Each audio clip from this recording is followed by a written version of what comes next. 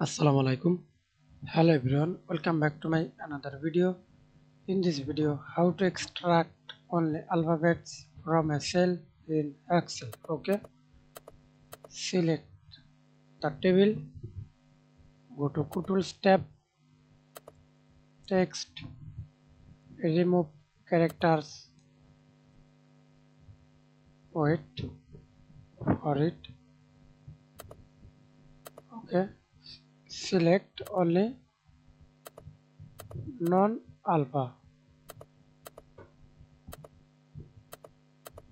Okay, now apply this. Now see this. Extract only alphabets from a cell. Thanks for watching video. Please subscribe to my channel, like, comment, share.